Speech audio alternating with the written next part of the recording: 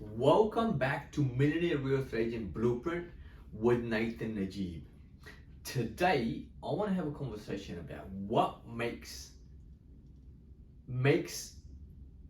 an agent successful over a long period of time. We've spoken about everything like the consistency, we've spoken about the hard work, we've spoken about the follow-up, we've spoken about the follow-through, prospecting, listing, negotiating and nurturing. 100% absolutely, and you can go back and watch those videos. That's hands down important stuff, no question about it. Now there's one other thing that separates the best of the best from the agents who are maybe successful for a little while and then drop out. So the best agents, the new generation of agents as I call them, are the agents that are the easiest to deal with. Like, we as real estate agents, we've had bad rep, and rightly so, because we've been hard to deal with. We don't return people phone calls. The reason I say we is that's the real estate. That's how we are brushed, and all real estate agents are brushed with the same brush, if you will, right?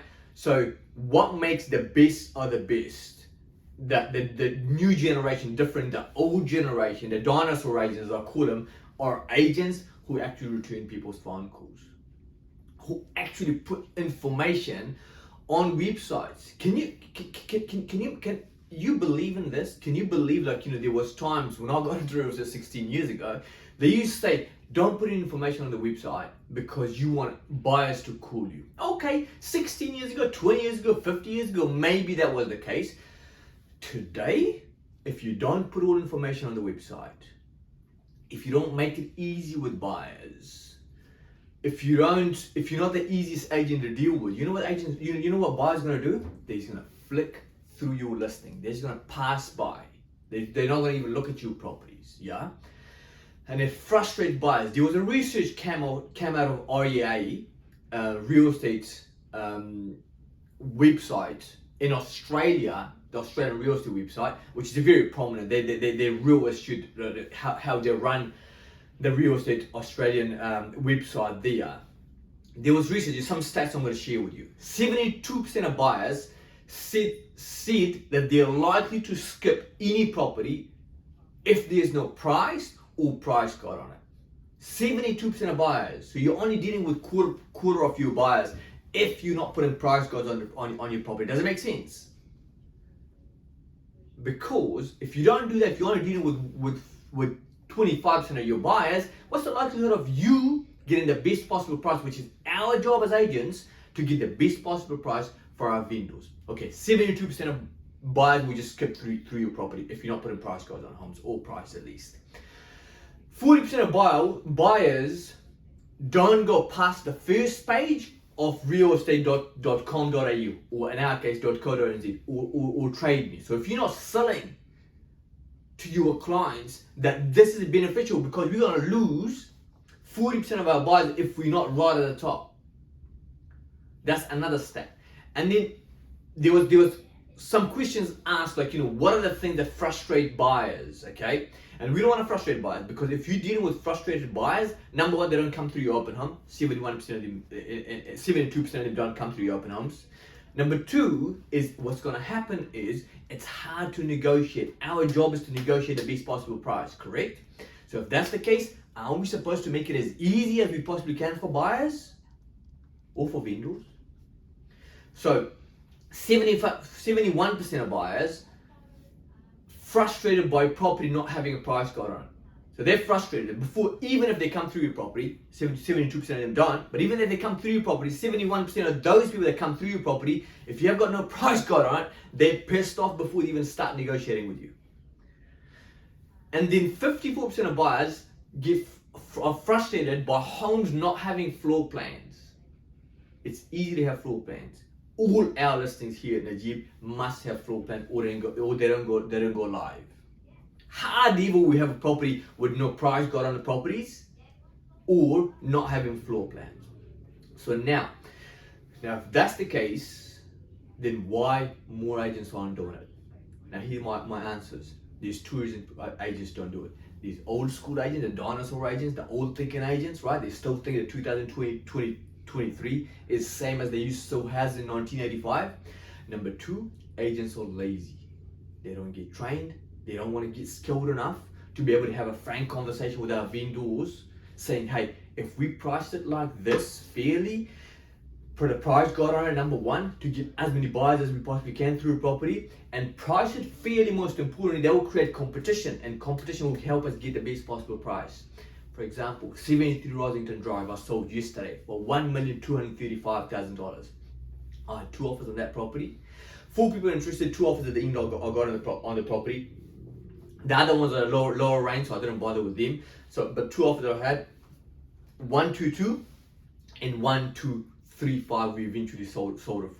Houses similar to number 73 Rosington Drive. Search on West Milton right now. It's the 15th of February. Search it and look at houses there on the market between 1175, 11669. There's some other houses with no price guide on it.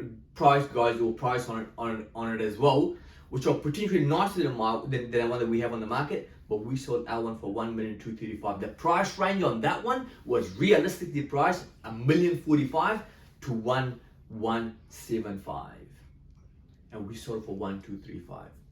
Competition, tension creates. Competition will help us get the best possible price. So, becoming the easiest agent to deal with, putting price guides on your home, putting schools on and all the information, including schools on EQC information if there is any, insurance information, TC rating, open home times, floor plans, of course price guides, land type, every single information that you can, so you can make it as easy as you possibly can for buyers. Because why? Because you want to have 100% of the buyers. When you get 100% of the buyers, every time you get the best possible price for it. And our vendors, our clients, the reason they hire us is to do what? Help them get the best possible price. Yeah. Also emailing and replying to emails, email inquiries, replying back to them as soon as you can. Follow-up calls. When people come through your open home on a Saturday, you follow them on Saturday afternoon with a phone call, or Monday, latest a Monday morning, you're on the phone talking to the buyer, say, hey, what's happening? In this market, it's more important than ever. It's always important to put all the information, make it easy. But in this market, if you're not doing it, you're costing your vendors money. And that's what the vendors pay you for. And if you're listening to people who sold houses 50 years ago and 25 years ago, and they're still doing the things that they used to do, it doesn't work. It doesn't work because these stats tell us. Have a great day. I hope that's been of service to you. Be the easiest agent to deal with. You might not be successful tomorrow, but if you are the easiest, if you're known as the person who's the easiest agent to work with, the amazing person to work with, who's always going to give you the truth. Never talk to lies. Tell you a realistic price of what your home is worth. Give you advice what's best for you as a vendor, and deal with buyers like being a decent human being. I think good people make great agents. Yeah. So easiest agent to deal with is a start. Everything else that we have, of course, those are important. As we discussed, watch back our channel. And also I spoke about last week the 5 people that I want to mentor. Send me your CVs. I'm going to be mentoring you personally. I'm going to teach you every single thing from A to Z for you to become a superstar agent. But I want good people. I want hardworking people, no question about it. Send us your CV and your cover letter and answer those 3 questions that we put in our last week's video. Subscribe to our channel so you can get these videos every week. And next week, I'll be chatting again about the prospecting, the first pillar of becoming a successful real estate agent. Thank you very much, and I hope it's been of help to you.